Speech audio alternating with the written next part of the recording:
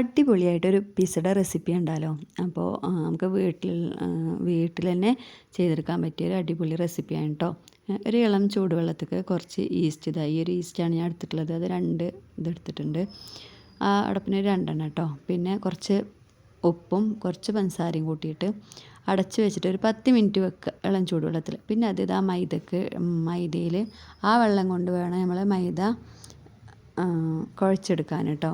എന്നിട്ട് അത് നന്നായി ഒന്ന് കുഴച്ചിട്ട് കുറച്ച് സമയം റെസ്റ്റ് ചെയ്യാൻ വെക്കുക. ഒരു 2-3 മണിക്കൂറൊക്കെ വെക്കാം. പിന്നെ നമ്മൾ ചിക്കൻ മാഗ്നേറ്റ് ചെയ്യാൻ വേണ്ടിയിട്ട് മഞ്ഞൾപ്പൊടി, മുളക് പൊടി, ഉപ്പ്, പിന്നെ ഗരം മസാല, വെളുത്തുള്ളി ഇഞ്ചി പേസ്റ്റും കൂടി ഇട്ടിട്ട് നന്നായി മിക്സ് ചെയ്തിട്ട് നമുക്കൊന്ന് ചിക്കൻ മാഗ്നേറ്റ് ചെയ്തെടുക്കാം. അതിനായിട്ട് ഞാൻ എല്ലില്ലാത്ത ചിക്കന് ചെറിയ ചെറിയ കഷ്ണങ്ങളാക്കി എടുത്തിട്ടുണ്ട് കേട്ടോ. അപ്പോൾ നമുക്ക് പൊരിച്ചെടുക്കാനും സുഖമാണ്, പിസ്സയിൽ വെക്കാനും സുഖമാണ് കേട്ടോ.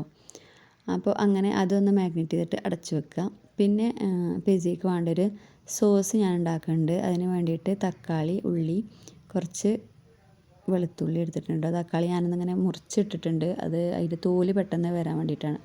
അപ്പോൾ തക്കാളിയും വലിയ ഉള്ളിയും വെളുത്തുള്ളിയും കൂടി കുക്കറിലിട്ടിട്ടൊന്ന് വേവിച്ചെടുക്കുക. എന്നിട്ട് വേവിച്ചതിന് ശേഷം അതൊക്കെ കൂടി ഒന്ന് മിക്സിയിലിട്ടിട്ട് നന്നായി അടിച്ചെടുക്കുക. അപ്പോൾ ഈ ടൈമിൽ നമ്മളെടുത്ത് കാശ്മീരി മുളകും പിന്നെ വറ്റൽമുളകും ഉണ്ടെങ്കിൽ അത് ആ ടൈമിൽ ഇട്ട് കൊടുക്കുക കേട്ടോ. അപ്പോൾ ഞാനതില്ലാത്തത് കാരണം ഇങ്ങനെ എണ്ണ വെച്ചിട്ടൊന്ന് ചൂടാക്കണം അത് ലാസ്റ്റ്. അപ്പോൾ ഞാൻ മുളക് പൊടിയാണ് ഇട്ട് കൊടുക്കുന്നത് കേട്ടോ. ഒരു ഇത്തിരി ഉപ്പ് ഇട്ട് കൊടുത്തിട്ട് നന്നായി ഒന്ന് വഴറ്റിയെടുക്കുക. അതും അവിടെ മാറ്റി വെക്കുക കേട്ടോ. പിന്നെ നമുക്ക് ചിക്കൻ പൊരിച്ചെടുക്കുക. ചിക്കൻ പൊരിക്കുക എന്ന് പറഞ്ഞാൽ കൂടുതൽ എണ്ണയിലിട്ടിട്ട് മുരിച്ചെടുക്കുകയല്ല, തുള്ളി എണ്ണ ഒഴിച്ചിട്ട് അതിൽ ഒന്ന് വേവിച്ചെടുക്കുകയാണ് കേട്ടോ. നല്ലോണം ഒന്ന് മുരിച്ചെടുക്കുകയാണ്. അപ്പോൾ ഒരു തുള്ളി വെള്ളം ഒഴിച്ചിട്ട് ഒന്ന് അടച്ച് വെച്ചാൽ അതങ്ങനെ വെന്ത് വന്നോളൂ കേട്ടോ. അങ്ങനെയാണ് പൊരിച്ചെടുക്കുന്നത്. പിന്നെ നമ്മളെ മാവൊക്കെ സെറ്റായിട്ടുണ്ട്. അപ്പോൾ ഇനി അതൊരു പാനിലേക്ക് ഈ ഒരു പാനിലേക്ക് ഞാൻ കൈ കൊണ്ട് തന്നെ പരത്തിയെടുക്കുകയാണ് കേട്ടോ. അത് വേണമെന്നുണ്ടെങ്കിൽ നമുക്ക് പത്തിരിക്കുഴൽ കൊണ്ട് ഇങ്ങനെ പരത്തിയെടുക്കാം. ഞാൻ അപ്പോൾ കൈ കൊണ്ട് തന്നെയാണ് പരത്തിയെടുത്തിട്ടുള്ളത്.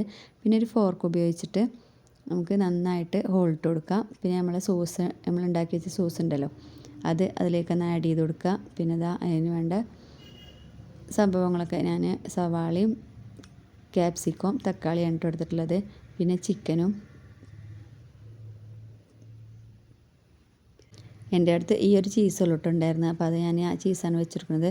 ഇത് ഞാൻ ഡയറക്റ്റ് തന്നെ ആ പാൻ തന്നെ നേരെ സ്റ്റവിൽ വെച്ചിട്ടാണ് കേട്ടോ വേവിക്കണത്. ഓവണോ പിന്നെ ഒരു 15 മിനിറ്റ് വേവിച്ചെടുത്താൽ മതി കേട്ടോ. അടിപൊളിയാണ്.